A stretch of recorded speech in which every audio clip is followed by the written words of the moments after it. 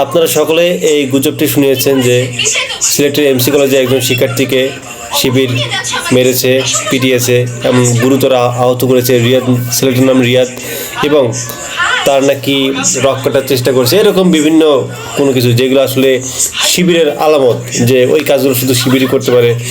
So প্রকৃতপক্ষে একটু আগে জানতে পারলাম যে আসলে ঘটনাটা শিবির করেনি, অর্থাৎ শিবির হয়তো মারছে।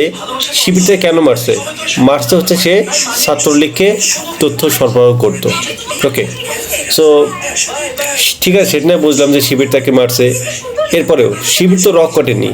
শিবির হয়তো শুধুমাত্র যে গায়ে হয়তো হাত তুলছে, এবং যতটুকু সর্বশেষ তথ্য অনুযায়ী বুঝলাম যে যখনই মারার পর চলে আসছে, মানে রুম থেকে চলে আসতে ধরছে, তখনই নাকি হঠাৎ করে ওই রিয়াদ দরজার সাথে পা লেগে কোনো কোনো এভাবে আহত হয়ে যায়, অর্থাৎ পায়ে কোনো না কোনোভাবে আহত হয়। সো এটা নিয়ে এখন সারা ফেসবুকে, ইউটিউবে নিউজ পেতে চলেছে যে শিবির পায়ে রক কাটার চেষ্টা করছে। এই যে একটা গুজব, সে গুজবটা যেই হোক, বৈষম্য বিরোধী বা ছাত্র দল, যে দলই হোক, তারা তো কেউ না কেউ তো প্রচার করতেছে। এর মাঝ থেকে ফাঁকা মাঠে কিন্তু গোল দেবে কিন্তু ছাত্রলীগ। এই যে ফ্যাসিস্টের বিরুদ্ধে একটা সময় আমরা সমগ্র দল, সমগ্র রাজনৈতিক সংগঠন আমরা একত্রে ছিলাম। এখন শুধুমাত্র ক্যাম্পাসের দখলদারির জন্য এই বিভিন্ন দলগুলোর মধ্যে যে একটা দ্বিধাদ্বন্দ্ব, যার ফলে দেখা যায় কি এটা একটা সময় ভয়ঙ্কর অবস্থা তৈরি করবে। আর সবচেয়ে বড় জিনিসটা কি, যে কুয়েটে যে সাধারণ শিক্ষার্থীদের উপর হামলা, এটা তো ছাত্রদল করেছে।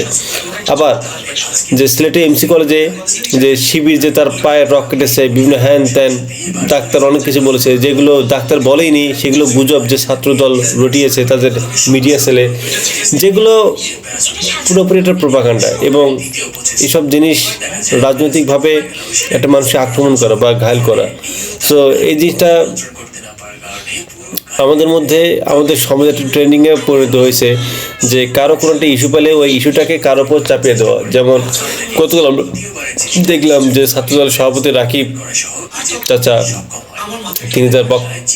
তিনি তার মিডিয়ার সামনে কথা বলার সময় তিনি তার সম্পাদক নাসিরকে বলছে যে এই দায়টা শিবিরের উপর চাপিয়ে দেওয়া। এই সবাই এটা বুঝে গেল। তো জনগণ তো বোঝে, জনগণ তো এখন বোকা বানানোর সুযোগ নেই। সো এই যে নিজেদের মধ্যে কামড়াকামড়ি, এই জিনিসটা কিন্তু একসময় ভালো হবে না কিন্তু। এবং এই মাঝখানে যদি ছাত্রলীগ ঢুকে যায় বা দেশে অস্থিরতা তৈরি হয়, তাহলে এই জন্য কিন্তু দায়ী থাকবে ছাত্র দল এবং শিবির।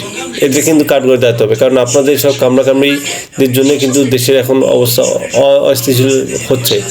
তাই আপনারা যেটা সত্য সেটা প্রচার করবেন, গুজবে প্রোপাগান্ডা ছড়িয়ে শিক্ষার্থীদের মধ্যে ভয়ভীতি ছড়াবেন না। এমন কিছু করবেন না যেটা আমাদের সকল শিক্ষার্থীদের, সকল ছাত্র জনতার যেটা ঐক্যবদ্ধতা, সেটা ভেঙে ফেলে।